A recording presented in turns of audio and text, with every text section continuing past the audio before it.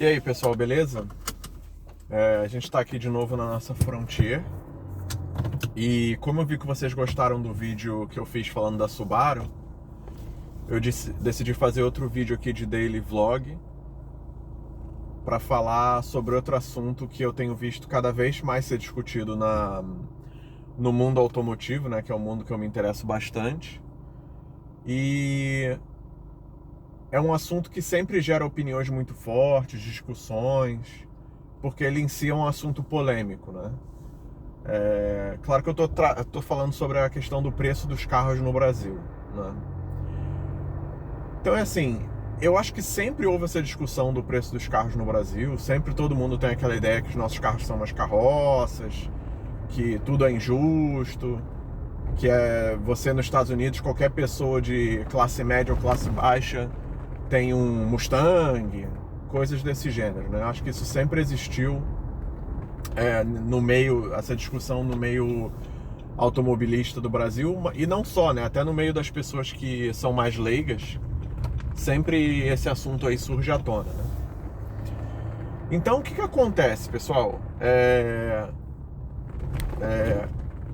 Eu decidi fazer esse vídeo principalmente porque esse ano que a gente está vivendo agora, 2020, o ano da pandemia, né? Todo mundo se adaptou a muitas coisas diferentes, todo mundo usando máscara e tudo mais. Mas especialmente o que aconteceu esse ano, fora essa questão da pandemia, né? Com certeza é uma consequência. Os preços dos carros subiram bastante, tá? Principalmente nesse segundo semestre agora. A gente teve uma escalada de preço muito grande mesmo.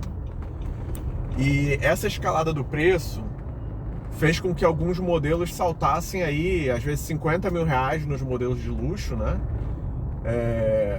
As próprias picapes, como essa daqui, como a Nissan Frontier, como a Volkswagen Amarok, também tiveram aumentos de preço muito grandes.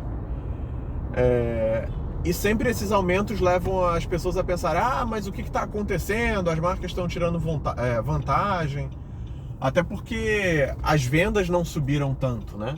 Pelo contrário, na pandemia as vendas caíram, né? Então, teoricamente, seguindo a lei do mercado aí, as pessoas começam a argumentar que, tipo, putz, eles não estão vendendo, tinha que até cair o preço dos carros, né? Então a grande pergunta é assim, de quem é a culpa, né? É isso que as pessoas querem saber. E eu acho que não há um culpado único, né? Da minha opinião, né? Não tem um culpado único. Mas uma coisa que a gente tem que constatar no Brasil é que grande parte do preço dos produtos que a gente compra é imposto, né? Se você colocar aí no Google quanto um carro paga de imposto no Brasil, você vai ver que facilmente aí é 50%, 53% do preço do carro. Então, o imposto é uma parte significativa aí do que a gente paga do valor do veículo, né? Não só o veículo, qualquer coisa que você olha, uma bicicleta, que tá passando umas bicicletas, roupa, jogo de videogame, tudo isso é altamente impactado por imposto. Então essa componente do imposto, obviamente que durante a pandemia ela não foi alterada, né? O governo não mexeu no imposto. Mas o que foi bastante alterado na pandemia, né? Foi o dólar. Então, eu vou colocar, a gente está aqui em novembro de 2020. Há um ano atrás o dólar, né, novembro de 2019, o dólar era R$4, era cerca de R$4, né? Hoje, se você for lá olhar a cotação do dólar, ele está 5,74, pessoal. Então, o que acontece com isso? De $4 para 5,74, você tem um aumento de 44%, né? Então, se você tinha uma coisa que você comprava em dólar, digamos assim, que era 100 reais, né? Ele custava 100 reais. E aí, se você só repassar o aumento do dólar para o cliente, você tem que aumentar em 40%. Ou seja, esse bem passaria a custar 140 reais.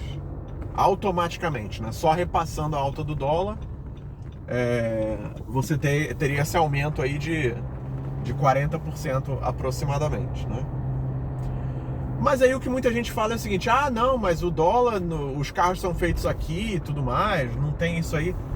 Beleza, pessoal, efetivamente, realmente os carros são feitos aqui. Só que o que custa muita gente a entender E de maneira nenhuma eu tô defendendo as montadoras, eu tô querendo ser isento nesse vídeo aqui. Quando a gente produz algum bem, qualquer coisa que seja, esse bem ele precisa de insumos, que são assim, commodities, e essas commodities elas são negociadas no mercado internacional em dólar. Então, por exemplo, se você quer fazer um carro que deve ser super local aqui, que é o Mobi, que só vende no Brasil, provavelmente ele é um dos carros mais nacionalizados que tem aqui no Brasil. Por quê? Porque o motor já é um motor que a Fiat tem há muito tempo aqui, ele só existe aqui, as lanternas devem ser feitas aqui, o farol, paralama, então ele é um carro altamente local. Mas apesar do Mobi ser um carro altamente local, ele usa insumos, que são commodities internacionais, por exemplo, aço, plástico, todas essas coisas elas são cotadas em dólar, A própria energia que leva a fazer o carro, você tem que soldar o carro, essa energia ela é cotada em dólar, mesmo que ela seja no Brasil. Isso aí vocês podem facilmente olhar no Google, que é assim que funciona, tá, pessoal? Então, o mercado aqui não pode estar isolado em relação ao dólar. Tudo vai ter um impacto. Se você olha aí o preço de uma batata frita, que ela é feita aqui, ela também aumentou porque o dólar acaba impactando de uma maneira ou outra, O combustível aumentou, então o caminhão que leva o carro, o caminhão que leva a batata frita, já tô até falando de batata frita, mas é assim, tudo acaba sendo impactado, porque é a tua cadeia de produção, Ainda mais um carro, ele tem uma cadeia de produção super longa. O vidro do carro pode ser que venha da Argentina, da Saint-Gobain Argentina. O chipzinho lá do motor, o módulo do motor pode ser que venha do México. Então, assim, é tudo cotado em dólar. Isso aí é repassado de uma maneira ou outra, tá? Então, mesmo nesses carros nacionais que eu tô dando o exemplo do Mobi, tem um impacto, entendeu? E apesar do que o preço do Mobi, vocês podem ver que ele não subiu os 44% de um ano atrás para cá. Ele subiu bem menos que isso.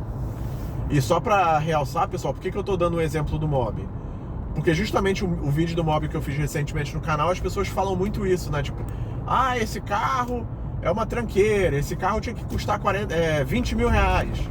Não, beleza, mas se você pega 20 mil reais hoje em dólar, ele dá, enfim, menos de 5 mil dólares, Ele dá mais ou menos uns 4 mil dólares.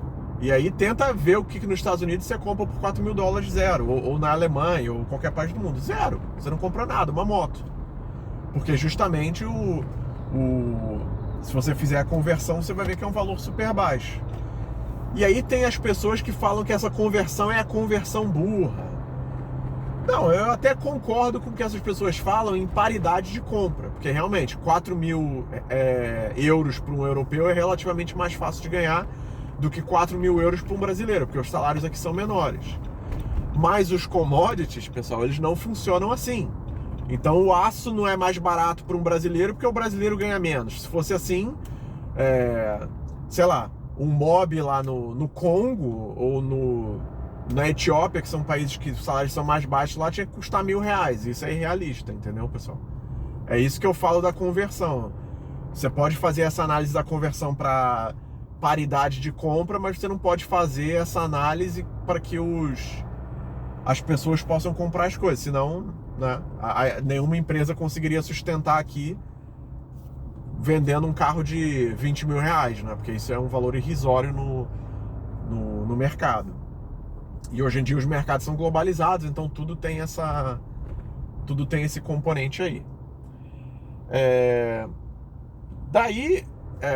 Isso é no caso do Mobi, como eu falei, mas tem outros carros que eles acabam sendo mais impactados, e esses aí são os casos dos modelos que são importados, Então muita gente viu aí o que aconteceu nos carros importados, por exemplo, BMW, Audi. Então esses carros tiveram uma disparada do preço. Muita gente que até comprou esses carros consegue revender eles agora mais caro do que pagaram, Porque o dólar subiu muito. Posso dar um exemplo: o RAV4 ele custava 169 mil reais. Hoje a mesma versão tá 220, Isso foi em coisa de um ano. Por quê? Justamente porque a Toyota teve que refletir o aumento do dólar aí para os modelos dela, importados. No caso, o RAV4 vem do Japão, E aí, outro argumento que as pessoas têm Ai, mas esse modelo, muitos modelos da BMW são 2019, então eles nem sequer foram trazidos no lote do dólar alto. Então assim, isso é verdade, tá, pessoal? Mas a gente não sabe como funciona a contabilidade dessas empresas. Pode ser que eles trabalhem numa forma tipo spot rates. E o que é spot rates? A BMW Alemanha manda o carro para cá, e quando esse carro for faturado, né, quando o carro for vendido, eles efetivamente pagam o carro para a BMW Alemanha, então eles pagam no dólar o spot rate, que eu chamo, né, que é o dólar do dia. Então pode ser que isso, digamos assim, pode ser que isso aconteça, tá? Eu não estou dizendo que é o caso, mas eu acredito que essa pode ser uma das coisas que aconteça.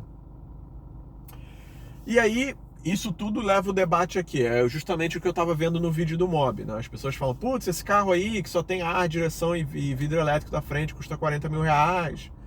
Pelo preço eu compro um Corolla 2012, sei lá, o pessoal fala assim. É verdade, então assim, essa discussão eu acho que é uma discussão muito válida. E eu sou da tese que assim, cada um deve fazer as compras da maneira que fica mais confortável, né? Então assim, se a pessoa, muita gente, pessoal, isso aí a gente não deve julgar os outros. Quando você olha que o cara comprou um mob ali, putz, aí o cara é um idiota, porque comprou um mob e foi passado para trás, é um carro devia custar 10 mil reais. Beleza, pessoal, mas você não sabe a vida dessa pessoa, entendeu? Então você também não sabe o que essa pessoa passou. E aí eu vou dar um exemplo bem próximo de mim, de um amigo. Ele comprou um carro usado. No caso, ele tinha comprado um Hyundai i30, né? Que é um ótimo carro. Só que... e ele tinha comprado um carro aí com 80 mil quilômetros, no preço de um carro novo, né? De um mob desses novo. Só que o carro deu uma série de problemas. Ele descobriu que o carro, por um azar, ele tinha sido negligenciado em manutenção, entendeu? O carro deu uma série de problemas. E aí... ele, logicamente, não tinha muito dinheiro para consertar o carro, acabou passando o carro para frente por um valor bem mais baixo, porque o carro teve um problema de motor.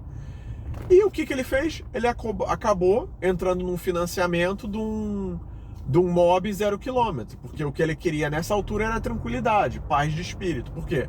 Ele estava com uma criança pequena em casa, então assim, não tem tempo para ficar indo para oficina, resolver problema, entendeu? Você quer um carro que compre e não vai te dar problema, e tenha garantia. E aí o carro 0 km entrega isso, tá, pessoal? Então assim, eu acho que a gente tem que ter muito cuidado antes da gente julgar os outros, falar que o outro não sabe escolher, que não sei o que, blá blá blá blá blá, porque cada um sabe onde o calo aperta, né? Então é isso que eu penso. Cada pessoa tem que escolher aquilo que atende melhor as necessidades. E pode ser que para muita gente um carro 0 km atenda as necessidades. Vou falar, uma amiga da minha esposa, no caso trabalha com plantão, né? Ela trabalha em um hospital, ela precisa de um carro, ela não entende de carro para comprar um carro usado bom, entendeu? E que eu digo bom será que ela vai saber se o cara tirou quilômetro, passou ela para trás? Então assim, ela quer confiança, ela comprou um Renault 0 km com uma taxa boa. E isso para ela fez ela feliz, entendeu? Então o que eu acho dessa história toda, tá, pessoal? Eu acho assim, de novo, cada pessoa tem que escolher aquilo que faz com que ela fique mais confortável e que atenda às necessidades dela como pessoa, né? Então, assim, para concluir esse vídeo, eu queria falar disso dos preços dos carros.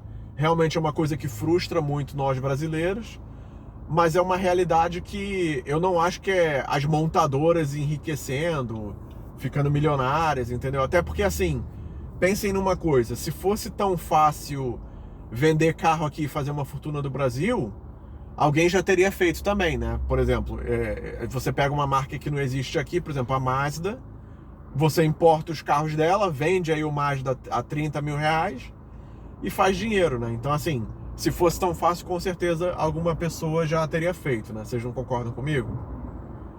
Então é isso, pessoal. Eu queria que vocês deixassem a opinião de vocês aí no comentário. E qualquer coisa eu respondo vocês aí, tá, pessoal? Um abraço.